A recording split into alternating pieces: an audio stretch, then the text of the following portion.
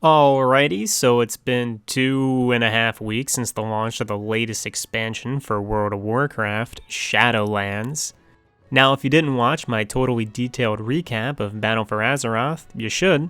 But to recap the recap, the Horde and Alliance team up to chase Sylvanas out of the Horde. Sylvanas then goes up to Icecrown, home of the Lich King, and breaks the Lich King's helmet, which in turn opens up the realms of the afterlife, the Shadowlands. Sylvanas is apparently teamed up with the biggest baddie of the afterlife, the Jailer, and now the Jailer plans on destroying all of existence for reasons that will be explained in the future patch notes. Sylvanas decides to start attacking Azeroth using the Jailer's forces, and she also kidnaps and to enthrall Jaina and Bane, and is holding them captive inside the darkest pits of torture in the Shadowlands, the Maw. Former Lich King Bolvar Fordragon and his Death Knights guide players into the Shadowlands with the intention of saving their friends, stopping Sylvanas, and also stopping the extinction of all existence. Where leveling is concerned, all players are required to do the intro section of the game, the Escape from the Maw sequence. This section reintroduces you to the important lore characters and helps set up the story moving forward. Sylvanas has helped loosen the Jailer's chains, and now the evil Warden has obtained enough power to start sucking souls into the Maw to power himself and his armies. And our heroes are being held prisoner inside the Jailer's fortress prison, the Tower of Torghast. Your character is super special and powerful and has the unique ability to operate a Waystone, which allows them to escape the Maw and to be known from now on as the Maw Walker. As a Maw Walker, you need to run around 4 zones in the Shadowlands, each representing a different afterlife, and each zone is under its own form of coup, rebellion, or apocalypse.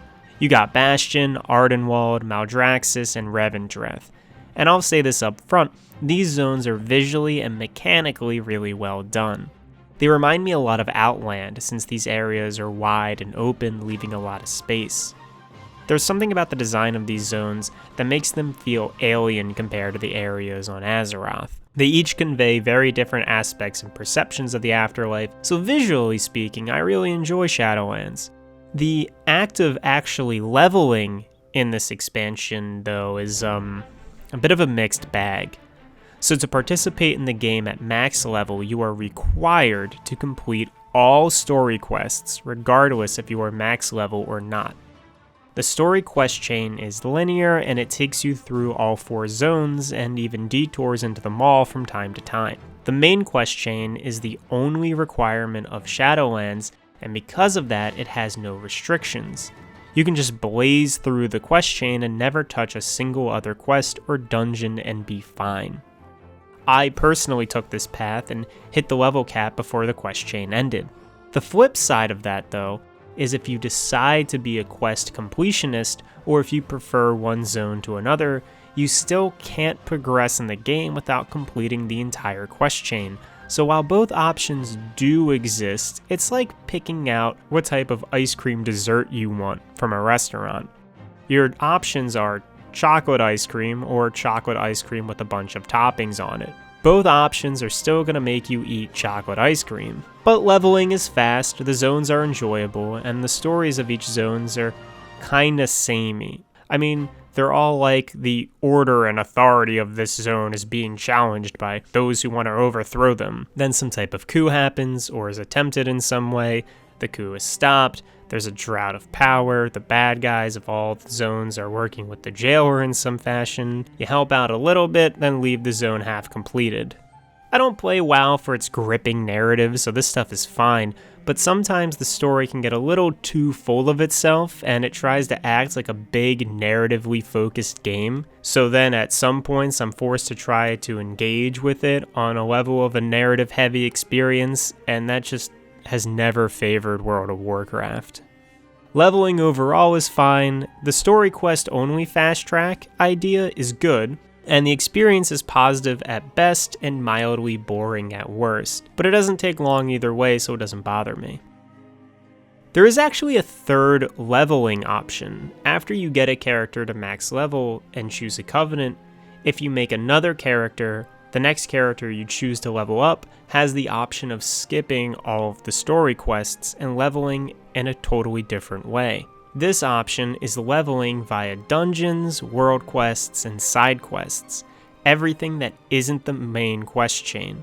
If you want to go back to that ice cream comparison again, the options are now chocolate ice cream with a bunch of toppings, or exclusively a bunch of toppings. Honestly, I think the most enjoyable way to level is still just going and doing the story quests and only doing the extra stuff if you really want to. Being restricted to do just the extra crap is kind of cool at first, but becomes extremely monotonous very quickly. The big gimmick, if you want to call it that, of this expansion is twofold. The first one is Torghast, which I'll cover later on, and the second, more prominent one, are Covenants. So each realm in the Shadowlands has its own faction that once you complete the main quest chain, you'll be able to join. You can only join one of the 4 Covenants, and each Covenant has its own base of operations, own cosmetic style, own mount, own pet, own allies to recruit, own cosmetic armor, own Covenant ability that all classes get, and own class-specific Covenant ability. Now, you might have noticed how I framed the Covenants and their benefits, and to be completely honest, the Covenants are not really choices, and the choices, or lack thereof, don't really matter. That's a hot take. Let me explain. So each Covenant has its own Covenant ability. If you pick Ardenwald, you get to turn into a Spirit Fox and run around, regardless of what class you are. If you pick Revendreth, you gain access to a teleport move that you can use regardless of what class you are. But then you also gain a specific class Covenant ability. So Paladins, who choose the Bastion Covenant, gain the move Divine Bell. It's a purely Bastion Paladin unique move, and it's only available to Bastion Paladins, and no other class, and no other Covenant gets to use it. For most players, for most classes, there is a best Covenant to pick because there is a best Covenant ability for them. And while at first that does sound shitty because it takes away a choice from a player, I've come around to the honest truth that I just don't care. Outside of the 2 moves offered by a Covenant, everything else is superficial and not gameplay related. It's all pets, mounts, and cosmetics. Sure, there are these soulbind talent trees you can get, but I haven't seen a single talent tree that seems good.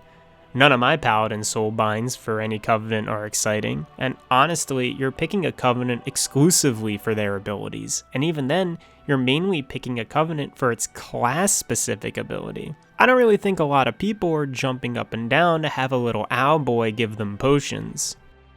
Covenants feel more like class order halls from the Legion expansion than they do anything else. If you're a hunter, you're going to be a part of the Ardenwald Order Hall. If you're a Paladin, you're going to be a part of the Bastion Order Hall.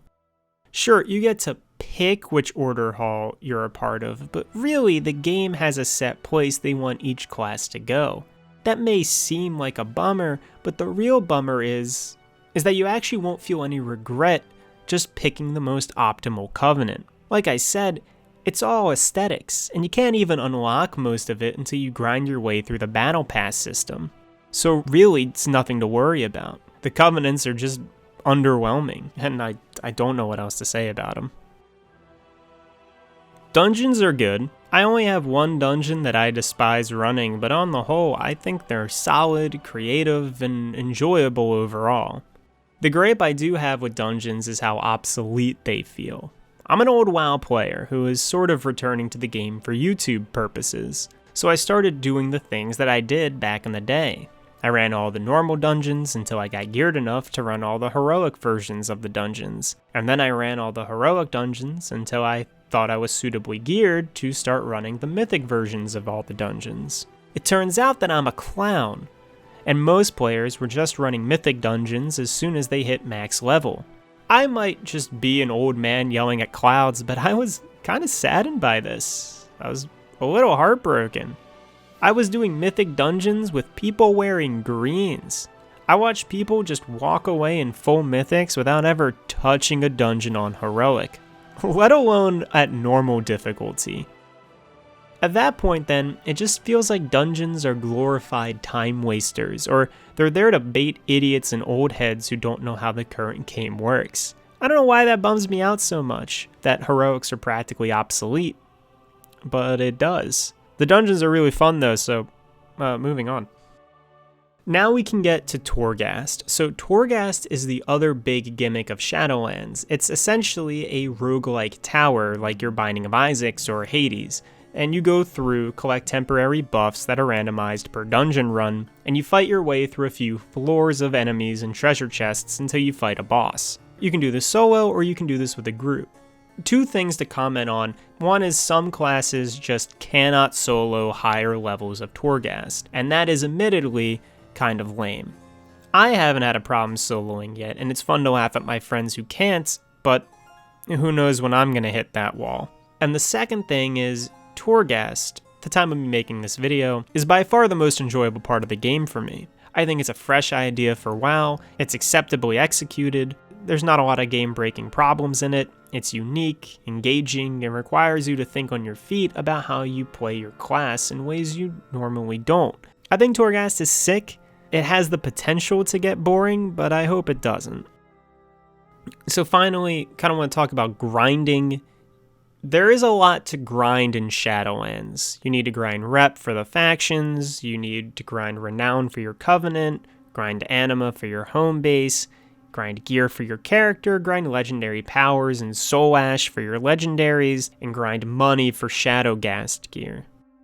To be honest, a lot of this stuff just blends together and overlaps, and the systems seem to be set up so that as long as you do the covenant quests offered once a week, and to do Torghast on occasion, that you don't need to feel pressured to grind for anything, really. Granted, the game doesn't tell you that you can be low-key on the grinding, and that you don't really need to grind at all. Shadowlands certainly bombards you with a million daily quests and objectives, but the game doesn't require a whole lot to stay up to date with it. For the first few weeks of the game, it feels like modern WoW. The dungeons are a real highlight for me, as they usually are. I thought Mythic Plus was such a cool idea that Legion introduced, and while I didn't play Battle for Azeroth, I hope that Shadowlands can keep the fun factor Mythic Plus has had in Legion going on. I think the leveling is the fastest it has been on launch. I personally think the story isn't anywhere near as good as it thinks it is, especially not as good as it should be to receive the type of attention the game gives it. And I think the addition of Covenants feels pretty superficial, and I would have rather had Covenants been a pure aesthetic choice, and to have the Covenant-specific abilities just be the newly learned level 60 moves, or legendary moves from Legion. And finally, Torghast is way more fun than I thought it was going to be. At the moment, it's still new and exciting, and I can only hope that Shadowlands is able to keep building up on the roguelike idea with new challenges, enemies, abilities, and areas, and not just let it fall to the wayside as just another unchanging weekly quest players have to grind out. Call me cautiously optimistic for the future of Shadowlands. I would say, as far as the first weeks are concerned, this game is a solid 7 out of 10. Definitely worth playing if you're mildly or more interested in it. It's a lot more accessible than it seems, but that's because a lot of its systems are poorly presented or nowhere near as crucial to the experience as the game would like you to believe. I'll make a follow-up to this video when the game progresses some more, maybe 1 or 2 raids are out and there's more to comment about the Battle Pass system and see if Torghast gets more fleshed out. Until then, I appreciate you sticking with me until the end. Thank you so much for watching, have a good one, and take it easy.